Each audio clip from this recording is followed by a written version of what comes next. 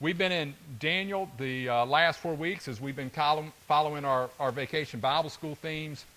And we've talked about this journey off the map, and you kind of see the theme panels behind me. We've talked about knowing our guide, that Jesus gives us everything we need for life. We've talked about following our guide in Babylon when it's tough, and they want you to eat the king's food, and you feel like you've got to be faithful to your God. And we've talked about following our guide in Babylon.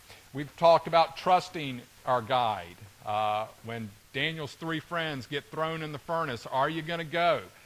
Is your faith the kind of faith that when it comes to a tight moment, you know it's going to be there and you can trust in God? And then last week we talked about stay on track when Daniel, as an old guy, gets thrown in the lion's den and all the things he could have done to not be in the lion's den, and yet he goes and he stays focused on what God is doing in his life, even in that tough moment.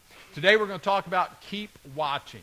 And it's an important thought as we seek to be the church that God's called us to be, that we keep watching for God's activity just like Daniel did in his life. So Daniel chapter 10, I'm going to begin reading with verse 7.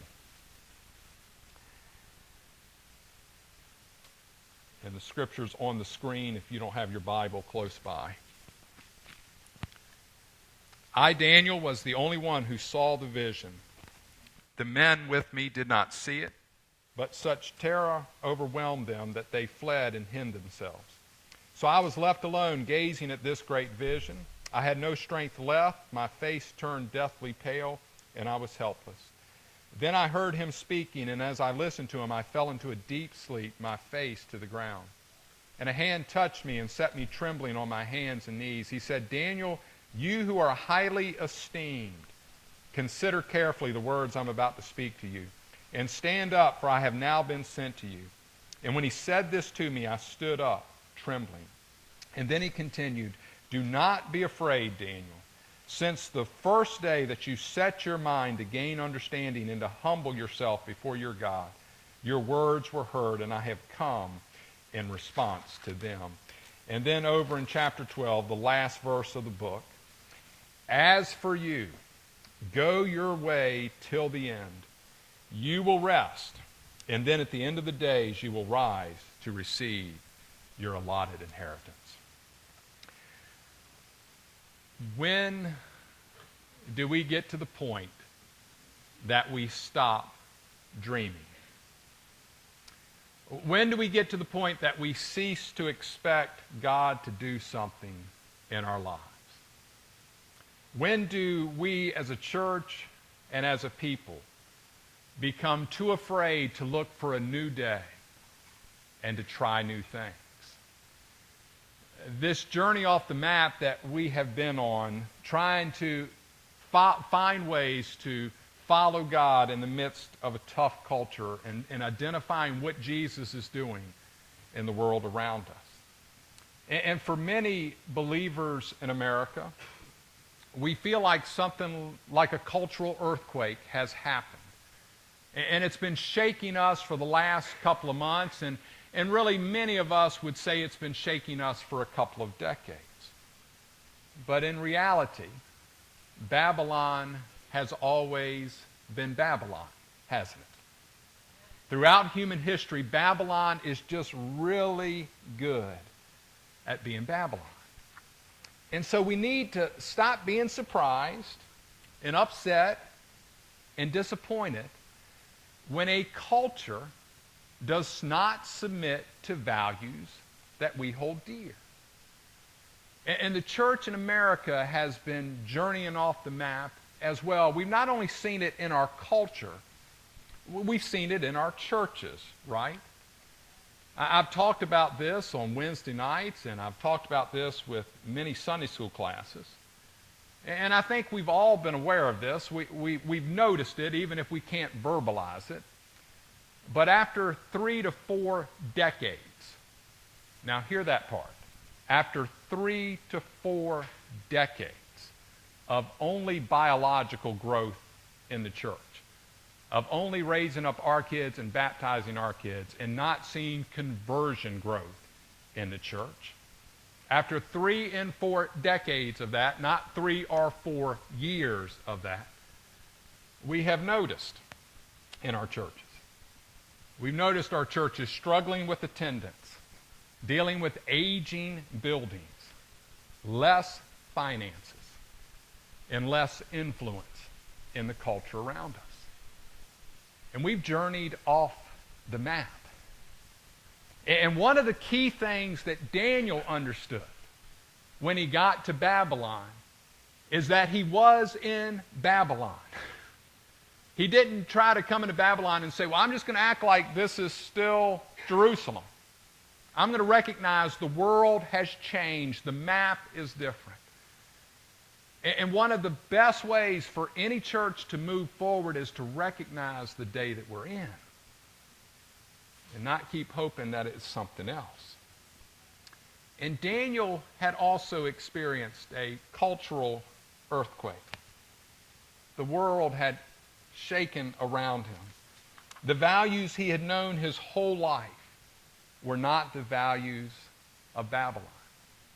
The synagogue, the temple, the central place of the community, his whole life wasn't even a thing in Babylon.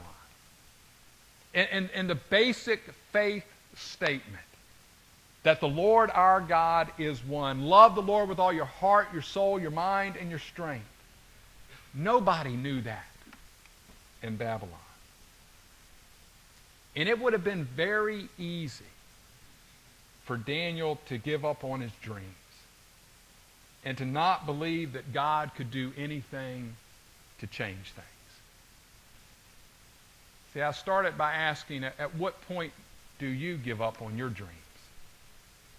At what point do you stop believing God can do something in your life?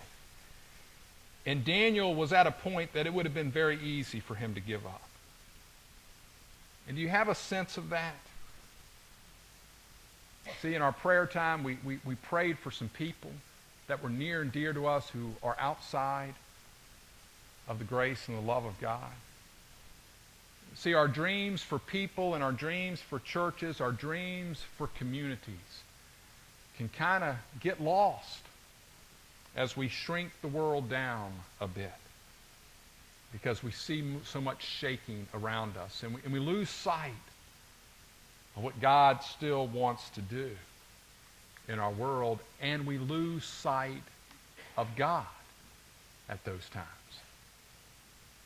See, a lot of people aren't in a church building today because they just said, man, the dream's not working. They couldn't see God's redemptive activity anymore, and so they just kind of gave up.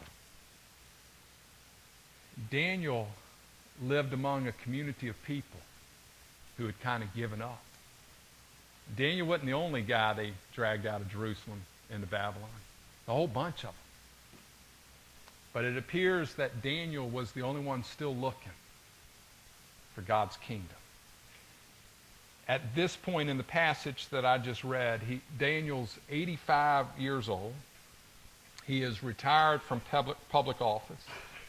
He is heartbroken over what his people have become.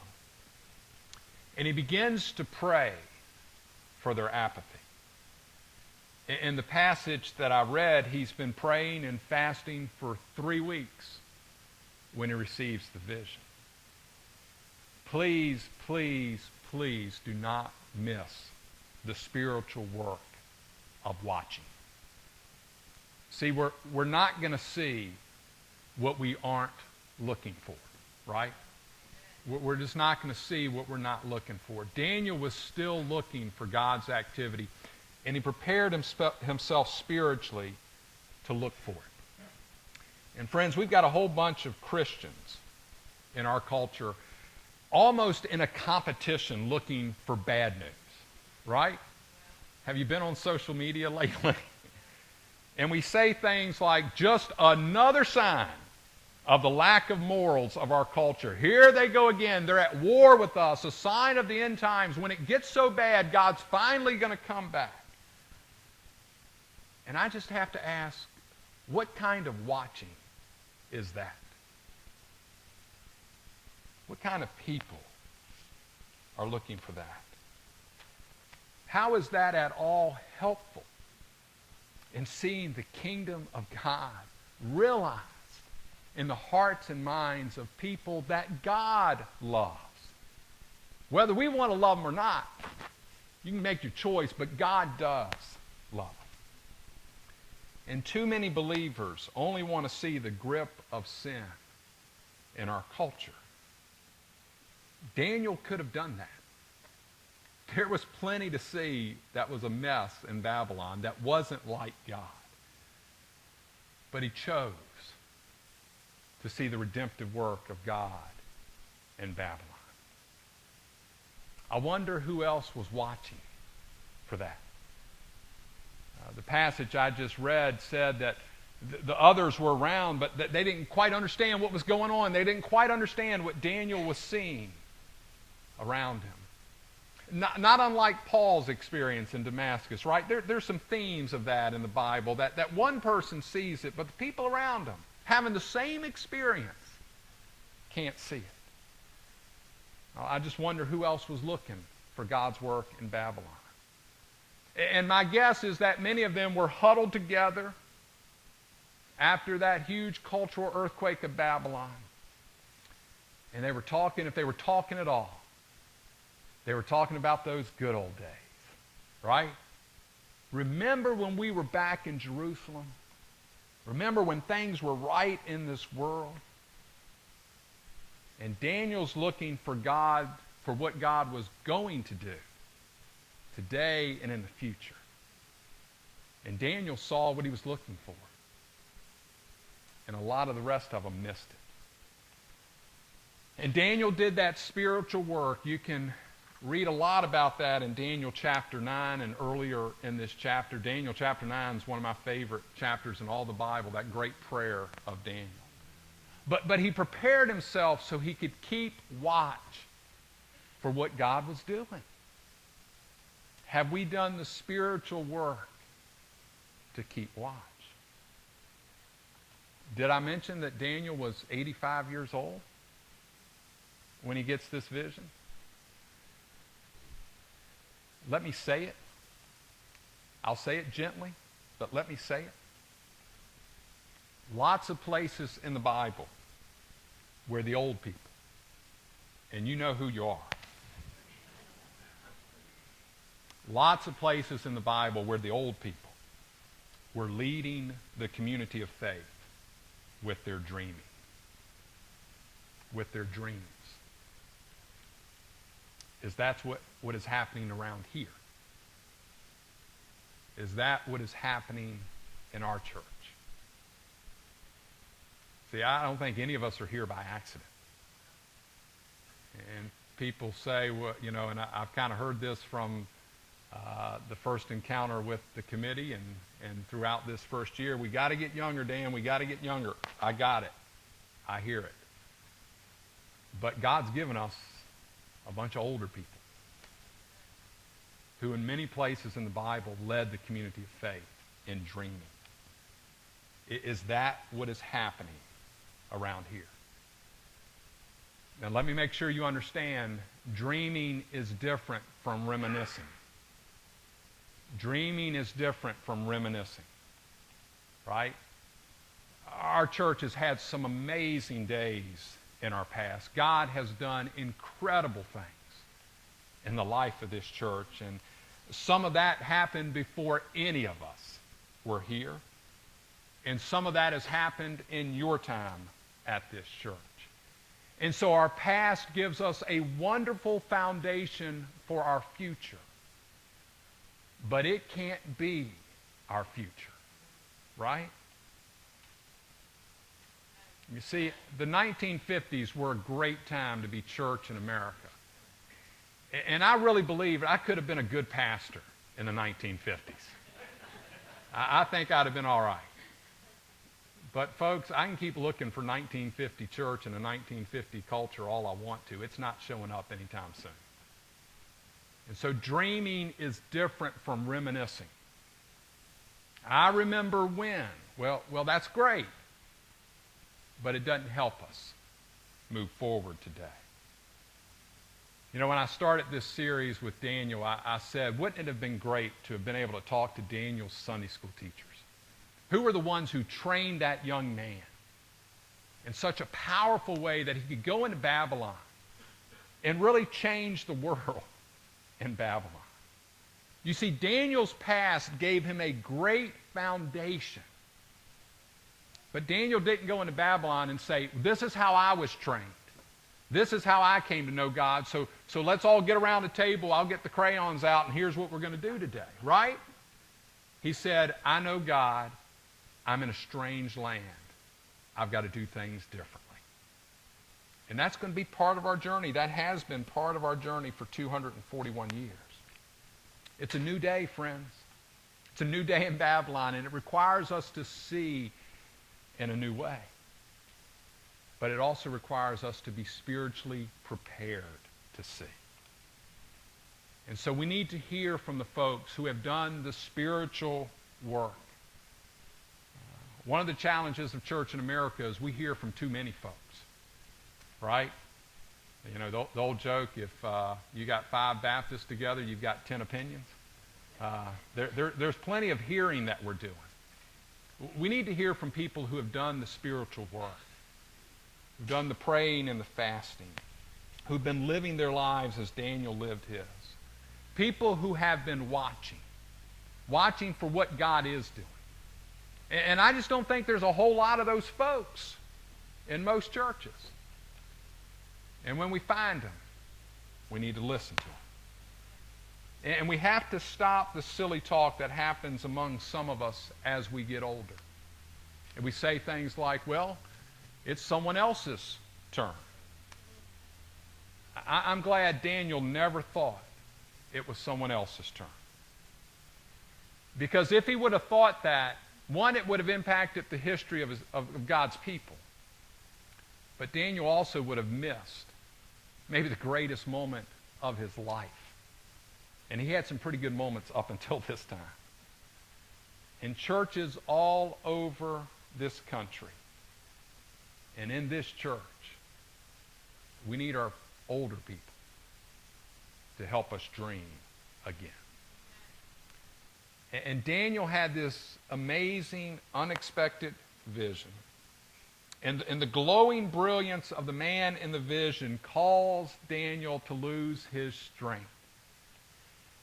You know, when Paul was on the Damascus Road, you think he was able to say, hold on. Something similar happened to somebody else. He would absolutely have been able to make the connection. Because Paul knew the Old Testament probably unlike anybody has ever known the Old Testament. And so even he's overwhelmed by the sight of Jesus on the Damascus Road, he said, I can remember Daniel having the same kind of experience. And the man helped Daniel up and said, Daniel, you're of a great value to God. Are we living the kind of life that somebody might come along and say, you know what? You are of great value to God. And the messenger continued, don't be afraid, Daniel. From the first day you determined to understand and humble yourself before God, your prayers were heard. And what a great affirmation. Think about all the difficulties, all the challenges Daniel has already faced. Daniel knew that God was with him. And God sent a messenger to tell him that every prayer had been heard. And then the messenger told Daniel about many other things that were to come. And the message God gave to Daniel in his promise to take care of his people forever is the same message God gives to us today. And the same promise to take care of us forever through Jesus. Friends, God's in charge. Whether it's Jerusalem or Babylon or Culpeper, Virginia, he always has been. He doesn't cede his throne to anyone. God is in charge. And sometimes life gets crazy. And sometimes it gets so crazy that it's all you can do to just put one foot in front of the other, right? Remember those times? There have been times in my career and in my involvement with churches that I thought we accomplished a whole lot just by getting the church door unlocked on Sunday morning and turning some lights on, right? You remember those times, in your life, in your experience? There are some Sundays, there are some seasons that are just like it. It takes all we can to just take a step. But remember those times, as well as times when you received an unexpected grace from God. Somebody rubbed your shoulder on a Sunday morning, told you it was going to be okay. Somebody wrote you a note. Maybe you saw an amazing sunset. Or maybe a child was just really happy to see you one day. And you reminded yourself of God's activity that's still going on. And when that happens, it's God reminding us that He's never lost in the details. He's never overwhelmed by Babylon, by the things that we feel like shake us to the core. And better yet, He has eternal plans that are beyond our imagination. But we have to keep watching. Who's doing the watching around here? You see, I think one of the things that you'll see at the end of August when we do this Let's Talk series, I'll do a couple of messages, the last two, about who we are and where we're going. And again, I've kind of said this before. It's almost laughable that there is some expectation that I will cast some great vision and we'll do God's great work together. I just want to make sure you all understand that I have been praying about Culpeper Baptist Church for about 3 years. When I became aware that y'all were in a search process. And the first year and a half, I was just praying because this is a great Virginia Baptist church, and I wanted it to be a great Virginia Baptist church. That's all I was praying for. And Bob Yeaman just didn't lose my phone number. So, so suddenly I'm here. But I've only been praying for 2.5, 3 years. See, some of you have been praying for decades, right? See, you've been keeping watch much more than I've ever will keep watch over this church. And we need to hear what God has been telling you if you've done the spiritual work. See, it's about keeping watch. And I think our posture and our language is really important if we're going to keep watch before God. Daniel's posture and his language was really important as he kept watch for God's redemptive work. And too many believers in our culture, our posture and our language is just whining and pouting, right? So let me challenge us. I can't challenge every believer in the culture, but let's try it here.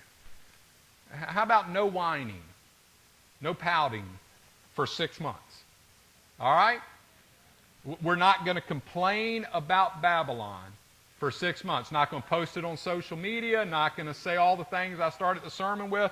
We're not going to pout about national elections. That's going to drive some of you crazy. But no whining, no pouting, no rolling our eyes, no shaking our fist. We're just going to keep watch for 6 months. And let's see what we see. Let's see if God won't show us something. And as we feel the culture shaking, both outside in Babylon and inside in the church, what do we see? Do we see people that are happy to live without God? I see people like that all the time. They're happy in life. They have no concept of the God that we worship. But do we take offense at that? Or does it break our heart? Right? See, that's all the difference in the world. Do we take offense at the fact that they live their life without God?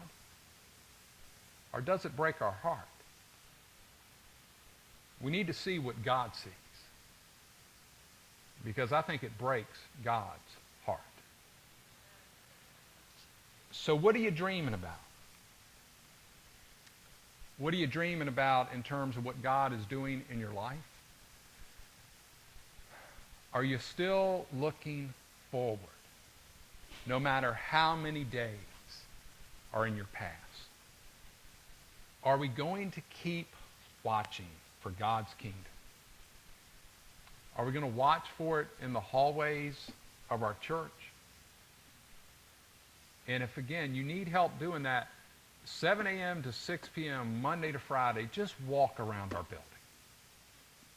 See God's great redemptive activity happening every day in the bright smiles of children that are here.